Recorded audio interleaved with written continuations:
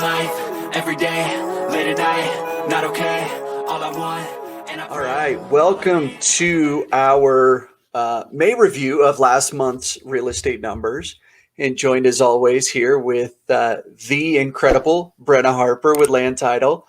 And thankfully, Land Title, they care a lot about the data, they care a lot about the research. So they have a group of individuals that actually collects the data so that we can analyze and interpret what's going on with our real estate market. So for those that don't know Brenna, and you should, but go ahead and introduce yourself and tell us a little bit about you. Well, thank you, Matt, for that introduction. Hello, my name is Brenna Harper. I am a sales rep with Land Title Guarantee Company, covering primarily Lodo Highlands area and some of Cherry Creek. So happy to be here and talk about what's going on in the market and maybe what we can expect or think about what the rest of the summer is going to look like. Yeah, so again, we're taking a look at these numbers to kind of get an idea where we're at. We're not necessarily making predictions. Sometimes I step out on a limb and we'll make more predictions than Brenna maybe feels comfortable with. But that's just me. And this is my Facebook page. If you're watching it, then I assume you care my thoughts on it. So yeah, you do. So one thing that I just want to point out, if you take a look at the ticker at the bottom line here, you may notice that you don't see the 212-degree website in that. So some news for us, right, is at the 212-degree team have decided now to join forces with the Ben Kinney team, with Place. It's still with Keller Williams. I haven't changed offices or changed brokerage, but joining a team that really has a lot of similar values, that cares a lot about the client experience, and already has some really amazing tools and resources. So, if you see that, that's the change. Should overall bring some really amazing things here for our clientele. So, if you see that, right, that's just kind of the change for those of you that pay attention to the bottom line ticker there. So, well, before we jump into that, right, Brenna, tell us a little bit about kind of what we're seeing here from the real estate numbers. Perfect. Do you want me to share my screen or just kind of an overall? Just chat? An overall, if you want to click the button to share, and then I can bring that up.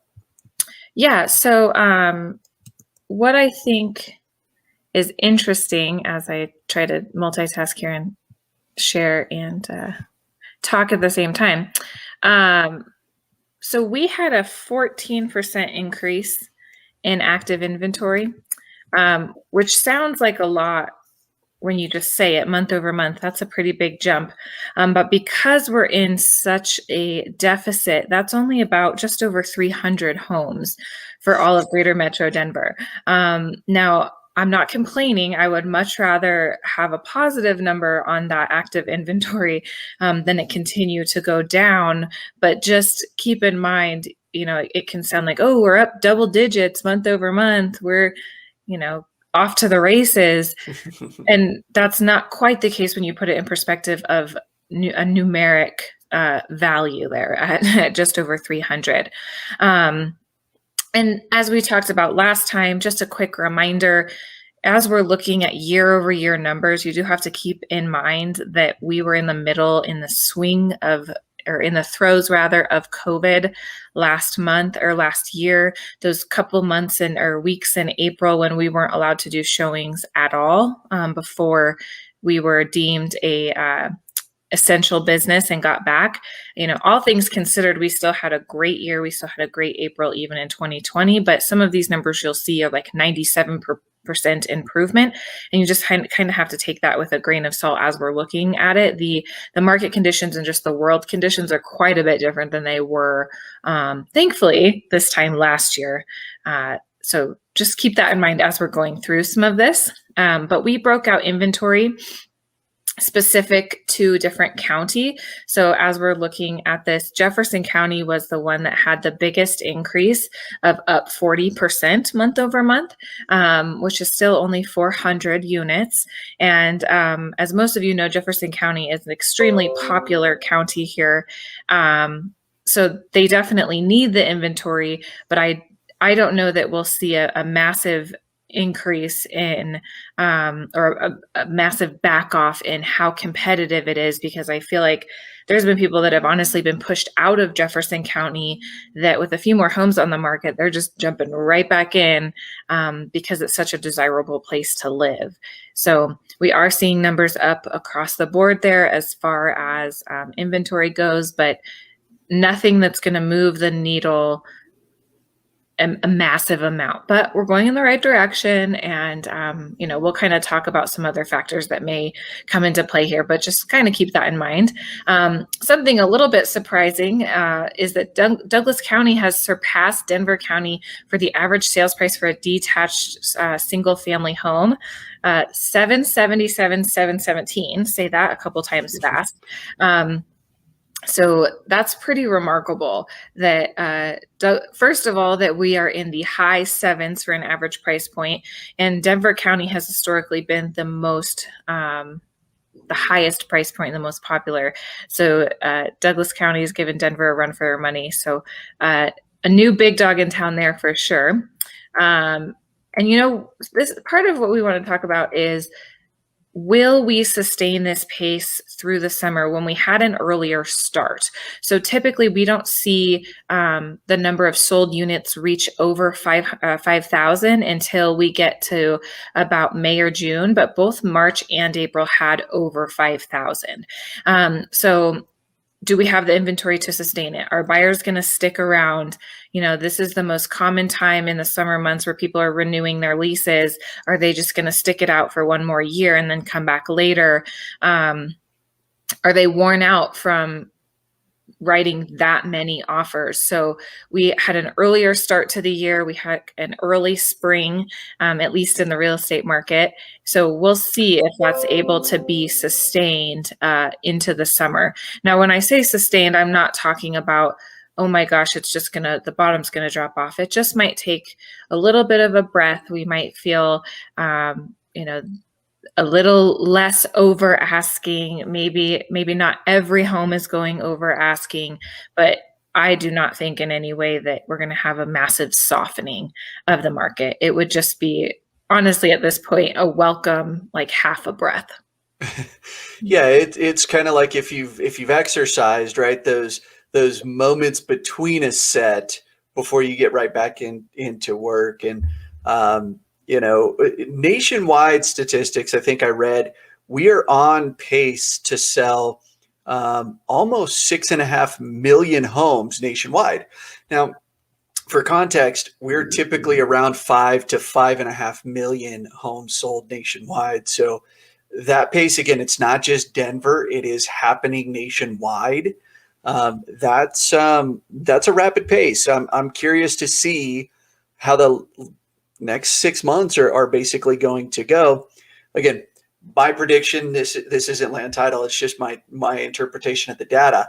I think things are going to slow down as we enter the back half of this year, to where we're going to see homes sitting on the market just a little bit longer. Now, does that mean that the market's shifting and, oh my God, if you didn't already sell, you've missed the boat? Or if you haven't bought, just wait because this bubble's going to pop? Absolutely not. That's not what I'm saying. We're talking about it's a little bit of a breath. Things slow down a little bit from a breakneck 100-yard pace to a slower pace, but honestly still moving fast because of the limited inventory.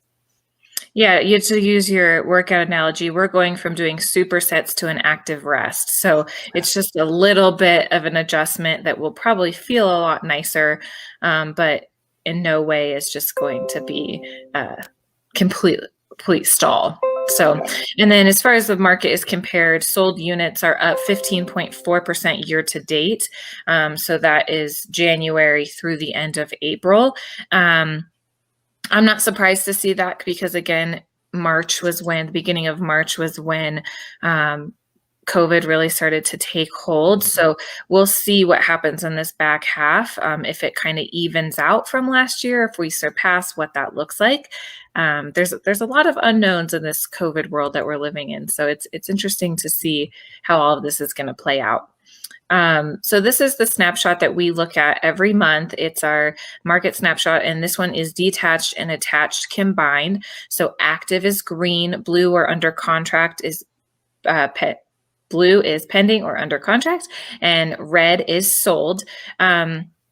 So what you'll see is that green line, the active line, it's been going down, down, down, down, down, and then we just have that little blip up that we talked about, that 14.7%. It's still 69% down year over year, which we talked about a little bit, why some of that may be.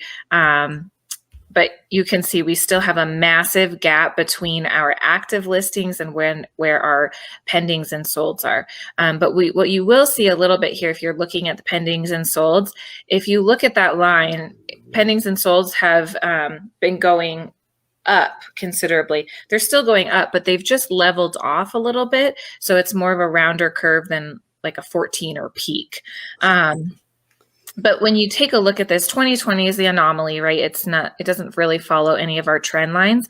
But when you push back to 2019 on the left-hand side, we're closer in the ballpark as far as pending and solds go for this time of year. So those shapes look more similar to what we're used to. The big outlier, obviously, which is driving the speed and intensity of the market, is in 2019, the green line was significantly above, and now we are significantly below. So, we are about 8,000 homes different in that swing of about 2 years.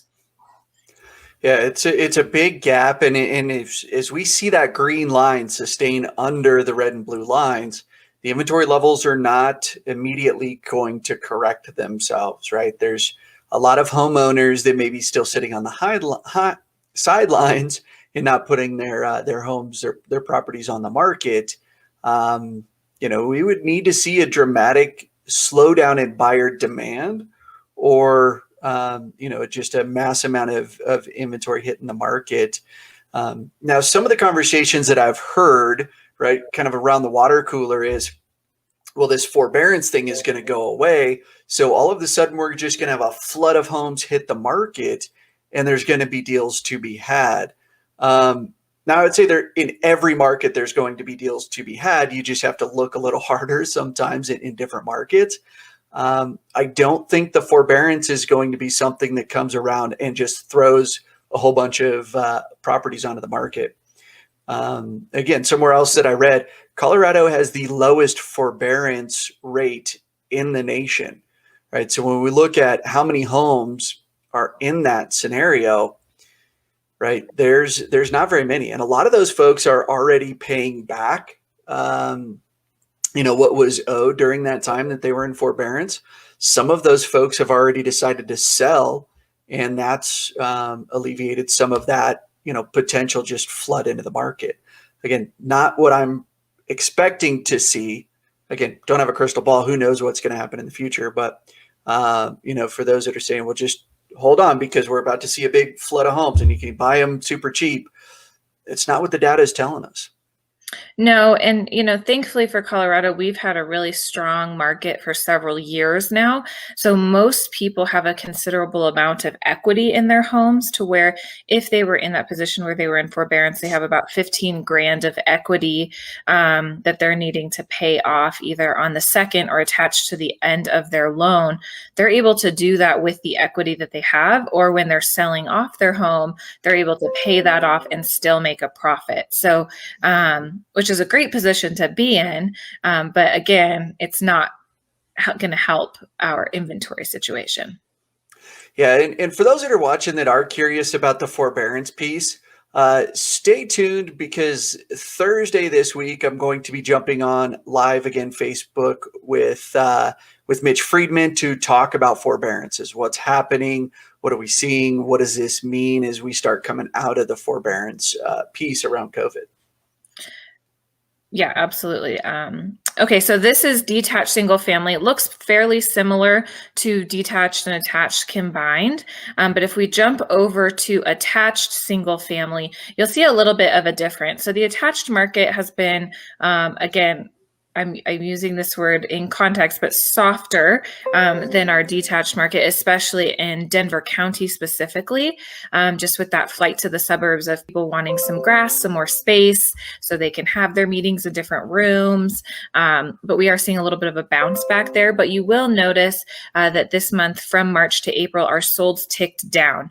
Now, solds are a lagging indicator. Our pendings are showing that they are up month over month. So I would anticipate seeing those solds pump back up once we get our May data. So it's strengthening. It's not quite as extreme of a gap between that active and then the pendings and solds as we see in the detached and the combined slides, but it is potentially some different opportunity areas, relatively speaking, when you're looking at the whole market. Yeah, very different pieces and components, right? So when we look at the 30,000 foot view of what's happening with real estate, that doesn't mean that every single home is in that same scenario, right? When we take a look at the granular data for attached versus detached, we break it down into specific neighborhoods and even specific homes. There are some homes that are sitting on the market. There's one in particular in North Glen that for one of my buyers' searches, I've seen this home for months sitting on the MLS. Now, I've not been in the home. I can tell you there's probably work that needs to be done. What I can tell you for sure is that if it's still sitting on the market right now, it is overpriced, right? Well, and people are very aware of value right now. And they're very aware, for the most part, that they're going to have to be competitive and they're going to have to bid over. So when people are pushing to the top of their price point and then going into reserves to even get the home, it scares them a little bit more to have to say, oh, well, now I have to replace the carpets and now I have to do this and now I have to do that. And people are definitely doing that in order to get the home. But if they have the choice between a home that's nicely staged and looks great, and they walk in and they're like, hey, this is ready to roll, versus another home that they're still going to have to pay probably over asking and put some cash into, I mean, that's a pretty easy conversation. So I think just remembering, as you're a seller, especially in the market, you can price aggressively, but it is still really important to price within the market, and to do that homework on the front end of getting your home ready to sell, taking professional photos, getting the staging done, and putting your best foot forward. Because yes, it's competitive. Yes, your home will sell, but for how much is still dependent, as it always is, on how it's presented. Yeah, without a doubt, right? Value is a very subjective thing, and we as people tend to associate value with context. What else have we seen that in context, right? This compared to that, and that's how we determine value. And had an interesting conversation with some buyers recently, several buyers actually, about normally when we're shopping for something, let's say we're shopping for a car online, or we're shopping for a new purse, a new pair of shoes, take your pick, whatever it is that you want to be shopping for. We're usually looking for, what has a really great price, because we're conditioned to, well, I could just buy it at that price. Right now with real estate, we almost have to flip that. If you're looking to not be as competitive, if you're looking to get it at a little bit of a discount, and go look for the one that looks like it's overpriced. It looks like it doesn't have the value there because the other buyers are seeing it as well. And let's say that, they started $20,000 or $25,000 high over where the market would bring, and they haven't brought the market or the price down to catch in line with the market. But the next door neighbor listed their home and they got 30 or 40 or 50 or sometimes $100,000 over their list price. Well, gosh, that one now that's $20,000 too high sure seems like a deal. If you walked into a scenario where the neighbor just had to pay $100,000 over, you're in a situation where you have $40,000, $50,000, $60,000 worth of equity potentially, right? So looking for the ones that are just, again, online, it looks like that's an overpriced property. That might actually be the deal. Yep. Absolutely. Okay, so this is our active inventory. This is detached and attached combined. So this line right here is 5,000, and then the line here at the top is 10,000. And so we're down here at 2,400 combined. So if we were in a balanced market, the National Association of Realtors says we'd have probably about 40 to 50,000 homes. Here in Denver, probably closer to that, like 20 or 30,000 homes.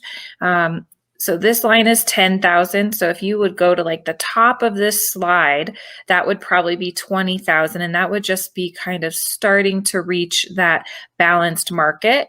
And we're all the way down here at 2,400. But we did have a little uptick, like we talked about, for 318 more homes than we did last month. And the new homes are coming on the market. They're just being absorbed quicker than they're being put on. So this is the first month in a long time that we've had more active listings than new listings, for them not being completely just absorbed by the buyers that have been looking for homes for months. Yeah, and to circle back to that point, let's say, in Denver, between 20 and 30,000 homes to balance the market. So we're talking about the absorption rate. So how many buyers are in the market and how fast homes are getting accumulated, right? So we're about 1/10 of the inventory to have a balanced market. Oh my goodness, to have 22,000 homes hit the market all at once to get balanced, and all of a sudden the bubbles popped and all of that's just not likely to happen. In fact, if we went back historical data to 2005, 6, 7, and 8, as the real estate market did burst that bubble, it wasn't quite as dramatic of just a flood of inventory that came onto the market that caused it.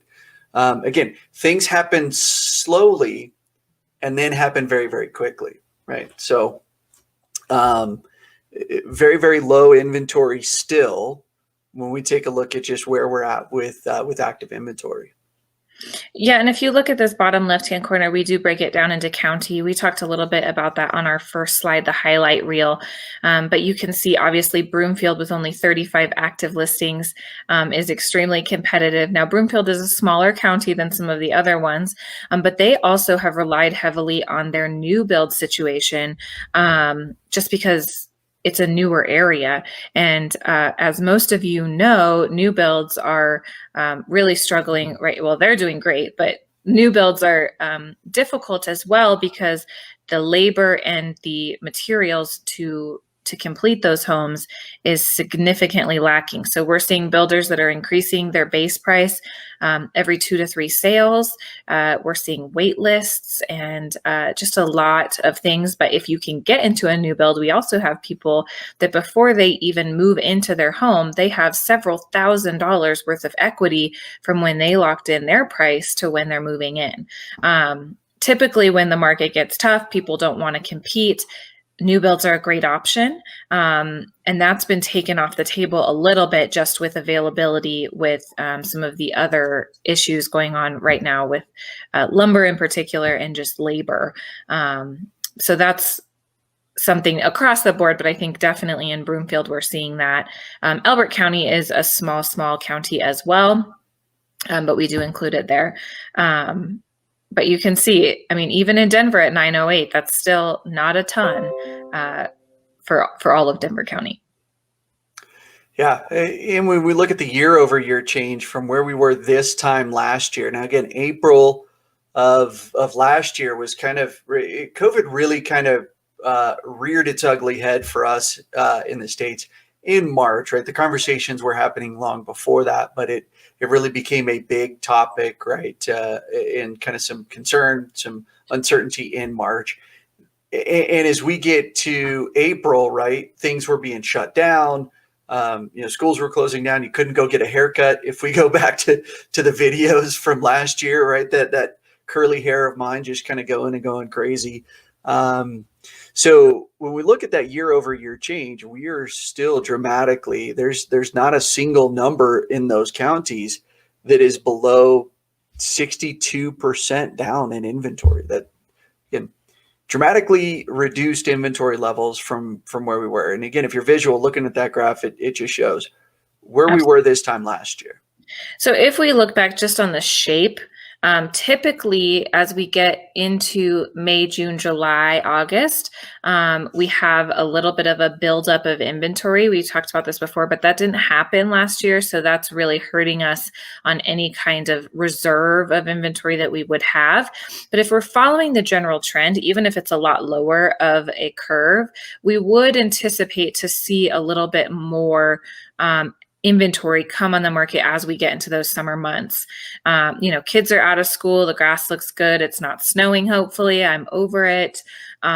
So hopefully that number continues to go up even slightly to just follow that trend line a little bit more than what it did last year. Yeah, right. You were born in Florida, not quite ready for all of the snow and the snow to be continuing into mid-May. Yeah. And I know Colorado, I know it happens every year, and every year I'm surprised, but it's okay. So I don't want to belabor the point of inventory, but just so you can see, we are at about 2 weeks of inventory for detached and attached. And, as we talk about National Association of Realtors in that balanced market, it would be about 6 months for National Association of Realtors, or about 4 months for the Denver Economist, what they say. So obviously we're very, very short there. And for those that aren't good at math, right, we're at about 2 weeks, 6 months worth of inventory, right? We're looking at what's that, 26 weeks for the National Association of Realtors, standard for 6 months worth of inventory, right? That's a lot of weeks of inventory we just don't have. Yeah, absolutely. Again, we break it down by county. So depending on where you're looking, I know a lot of people are just having to look outside basically for anything and not staying within a smaller area like we typically do when we're looking for a home. But if you're interested, it's there on that left-hand side. That's something that I wanted to chat about. And Matt, stop me if you want to talk about any of these. Days in MLS, it's the speed of the market. It's still really fast. That's what we've been talking about. But this is pretty incredible. Incredible, scary, whatever you want to call. So month supply of inventory versus the days on the market. So we talked about that balanced market being at about 4. So we don't get to a balanced market until we're over 3 million in price point. So typically, we've been in a seller's market for several years now, but typically when we get into that luxury market, things slow down. And luxury, depending on where you are, it used to be about 7. Obviously now, with that being the average price point in Douglas County, we're seeing closer to that 1 million. In Boulder County, the average price point is about 1 million. So luxury is more maybe now like 2 million. But up to 3 million, we're still seeing a shortage in inventory, and we're seeing things move pretty darn quickly. And that's pretty incredible. So that speaks to a lot of money in Colorado, a lot of money coming from the coast, from California, from Oregon, from New York. When people are now able to basically choose where they live and keep their jobs, they're coming here. So this is something we haven't seen as significantly in a while, and it just kind of makes me shake my head a little bit. But it's a pretty interesting statistic. Yeah, without a doubt, right? And I'm thinking of something that's come up in recent conversations: the for sale by owner individuals. Right now, a for sale by owner can absolutely find a buyer in this market, and some of them are going to want to wait until they find the right buyer. Right, the right buyer just hasn't come along. When we look at these average days in the multiple listing service, the reason why these are going to go so much faster than what you might see in a for sale by owner is because your serious buyers are working with an agent. They're working through the multiple listing service. That's where they're going. And that's why these are so much faster. So, when we look at getting it to the masses, and creating that high demand. Yeah, there's a high demand. Some homeowners can decide to go through the headache of trying to sell it on their own. Yeah, what we create in the demand here by getting it to the largest pool of buyers, the largest pool of well-qualified buyers, are these results that we're kind of seeing and we're talking about, right? The way over list price, the very, very short days, so that, right, you can move in your timeline. Well, and I think right now it seems like for a seller, this is a very easy market. But as I've talked to agents on both sides, they are just so grateful when they have that professional realtor on the other side, because we're dealing with clauses we haven't seen in a while. We're dealing with appraisal gaps and different things that take some finesse and some nuance. And if you're dealing with someone that is not what they do every day and they just want to sell their home, that can be a nightmare for the buyer's agent as well as all the other parties involved. So working with professionals right now, I think, is extremely important. It's always important, but contrary to maybe what may be your first thought, I think it's even more important now with the speed, the intensity of the market, and to be honest, buyers are a little less forgiving right now, I think, because they have worked so hard to get the home. They don't want to mess around. So having someone that knows what you're doing, knows what they're doing, is extremely important to make sure not only that you get under contract, but you get to the closing table. Yeah, without a doubt, right? Finding a buyer who's willing to give you a contract, right, to give you an offer on the property is one thing. You know, the price point of it is one line on I don't know how many lines are on the total contract, but it's like 17 pages long, right? The price is one line. There's so many different moving components and nuances to it. And to your point, some of the clauses that we're seeing or would see, or if then scenarios, right? Again, I'm biased. I'm a real estate agent. This is my profession. Brenna, you're not a real estate agent. You have been in the past. You're in the title industry. So it's connected to real estate, but not exclusive to people using a real estate agent, right? Very, very critical to have great representation on your side because of all of the different challenges that might come on both sides, right, within this market. Absolutely. Okay, let's see here. So this is just break it down again. So this is our sold analysis. So like I mentioned before, for March and April, if you look back historically, typically we don't see those over 5,000 until later in the summer. And we basically, since March, and I mean, even February was stronger than it has been, but we got faster quicker. So if we'll follow that line like we saw in 2019, we'll see, will buyers fatigue earlier? Do we have the inventory to continue to support the solds? These are all kind of questions people are asking when we're trying to determine what's going to happen for the rest of the summer. Matt, I'm not going to make any predictions, but people that I respect and talk to, including you, have echoed that they do think that there is going to be a little bit of a slowdown this summer as people, a little bit more inventory comes up. Buyers are a little bit worn out.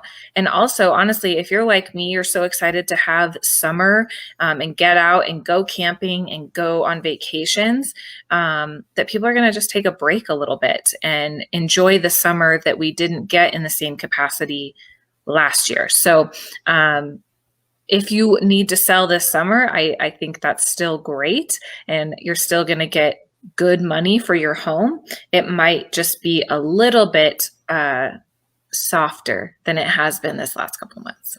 Well, we think about the folks that have gone through this buying process and this bidding process, and just let me throw everything in my Broncos season tickets, and I'm going to bake you a cake, and all of these crazy offers. When we get moving forward, when it starts to balance out, and at some point I believe it will, I don't believe this is going to continue forever. At some point when that starts to balance out, you may not list your home and get the $100,000 over, or the $50,000 over, or even $5,000 over. But you can thank your neighbor that bought the home that did, because that has now become the comparable property for pricing yours. And now we know that's what the market kind of brings for that neighborhood. So somebody might have thrown a crazy offer over on it, and maybe your home doesn't list and sell quite as much as theirs did. But gosh, what a rapid appreciation just in a heartbeat for yours. So, right, you can thank them because you're already kind of counting on that price, even though you may not get the way over. Think about it though. If you would have listed where they did, you would end up at that same number. Just start at that number now. Yeah, and to your point of things moving quickly and the appreciation, month over month, we're at $26,000 appreciation, and year over year. And again, this is a little bit inflated because of COVID, but $145,000 month or year over year appreciation. So Matt and I were talking a few days ago, and I said, when's the best time to plant a tree? 20 years ago. When's the best time to buy a house in Denver? 20 years ago. Things are moving very quickly and continuing to go up. Even when we have these little bit of a wave of that seasonality, the general trajectory is up and steeper than the rest of the country, the average of the rest of the country, rather.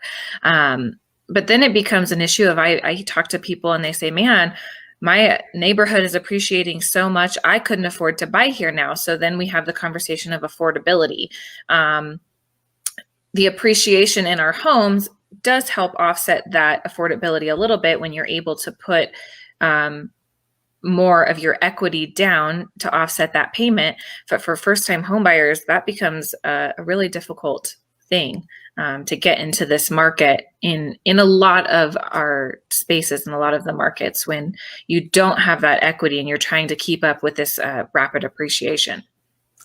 Yeah, right. And as a first-time home buyer, somebody that doesn't have the massive budget, you may have to get a little bit more creative, and maybe it's buying something that you don't love. It's not the forever dream home today, right? It's that first home that gets you the opportunity to get to the second home, that gets you the opportunity to get to that third, fourth, whatever that is, right? Real estate appreciates over time. Historically, that's what occurs, right? They're not making any more land, right? It's not going away. We have 7 billion people on the planet versus 6 billion, however many years ago, right? The population growth, this is going to be something that overall should very well continue, right? So then when we look at that $145,000 appreciation, if you were a homeowner over the last year, just over the last year, and your home appreciated $145,000 and you're paying your mortgage every month, that balance is going down, your equity position just grew massively, right? And that's a great component to homeownership. I mean, when we look at building wealth through homeownership, this is a great thing. And for those that are watching, if you're curious what your home's worth today, specifically your home, right? Give me a call, shoot me an email, right? We will pull the data and tell you what your home's worth today and show you, right, historically over, the year before, the year before that, what was it worth?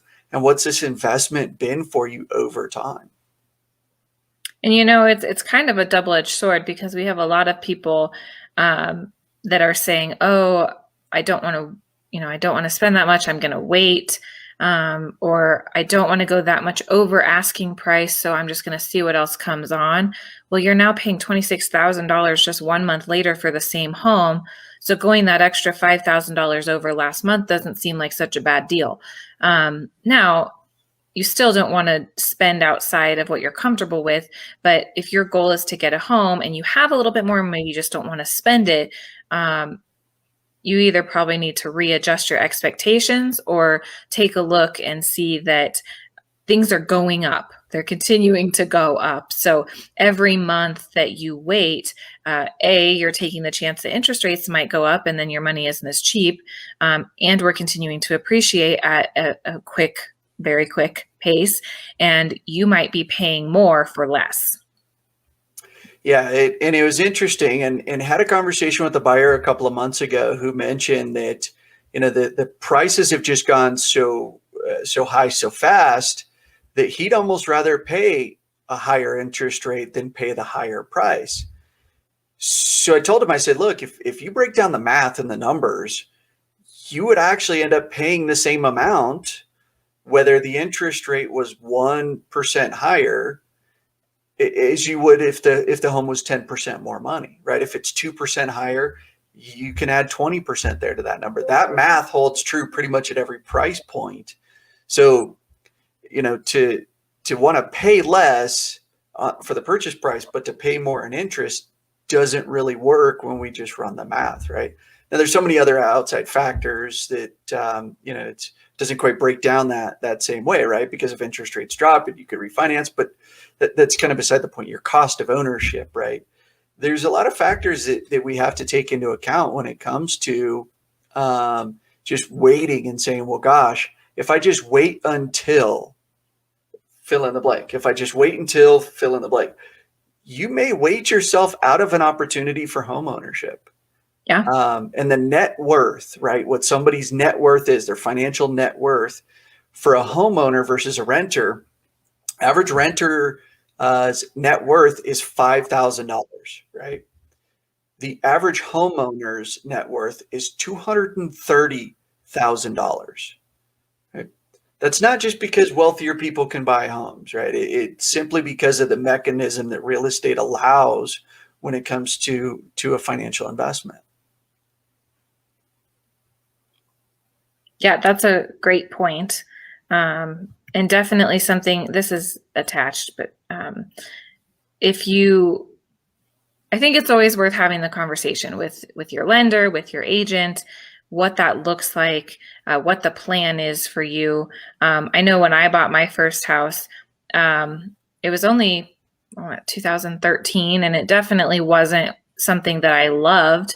I loved it because it was mine, but it appreciated $100,000 in under 3 years, and I was able to use that equity to buy another home. So, that was really cool, that feeling, and just knowing that I wasn't paying someone else's mortgage. I had a roommate, so she was helping me pay my mortgage. So there's some options there for sure. But I mean, this market is challenging. And even here in our attached, we're starting to pick up speed. You could see that the lines were a little bit less dramatic, and then last month our solds shot up. So it's bouncing back as well. Unless you're in Denver County in the luxury space, we have a little bit more opportunity deals, if you will, but they're not lasting long. So if you're looking for a condo downtown, get it now.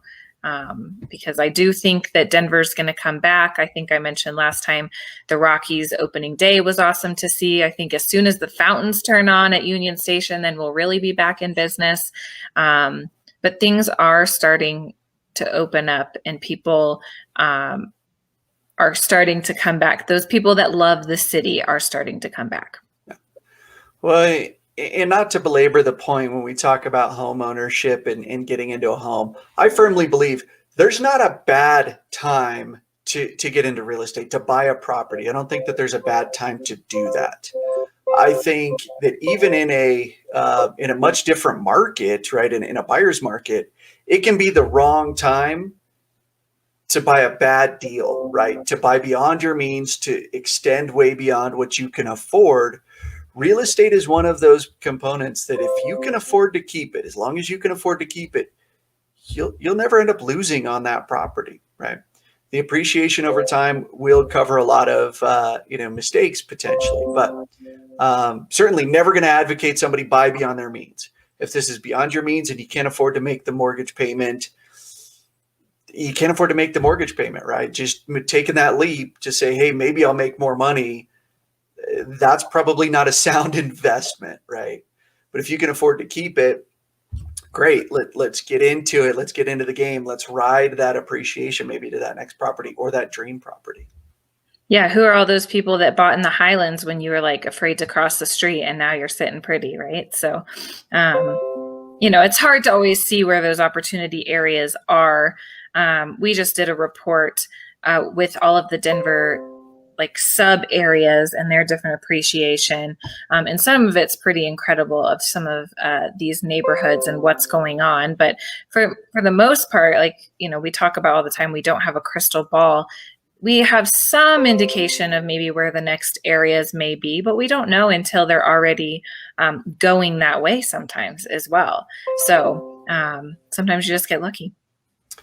Yeah, kind of finding those areas to get into where people want to be. And, that's probably a whole nother topic for another time. Absolutely. So, well, perfect. Well, again, this is always insightful as we take a look at the data. Brenna and I are very passionate about being the resource for the right information, right? The, your neighbor, your coworker, they might be really great at what it is that they do. Let us be good at what we do and interpret the data, because sometimes the stories out there scare people away from making a decision that may be the right decision for them. And sometimes the decisions don't sell. Sometimes the decisions don't buy. Either one of those are okay. Except honestly, right now we need more people to sell. So if you're on the fence, please sell your home, right? We need the inventory.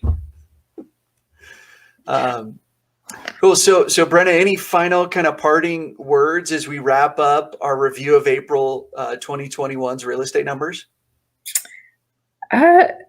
No, I don't think so. I think that, like always, we can pull down to the county and neighborhood level.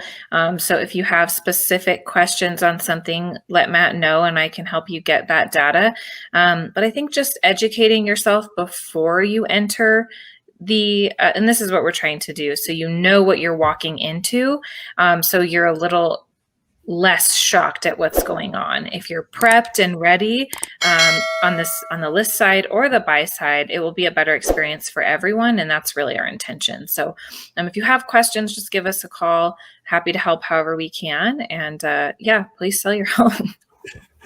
Well, and I think now that I think this week's supposed to be rainy. I believe that the snow's behind us. I think we're headed in for probably no spring. It's just going to get to 90 to 100 degrees probably overnight, which Brenna loves. Not going down that path. Not my deal. So anyway, thank you so much for tuning in. Again, you can always find these on our YouTube channel. And we'll be back here next month for another update. Again, check in Thursday for Facebook Live, because I'm going to be joined with my friend Mitch Friedman with Pivot Lending Group as we talk about the forbearance piece. So again, Brenna, thank you so much. I really appreciate you. You're welcome. We'll see you next month, everyone.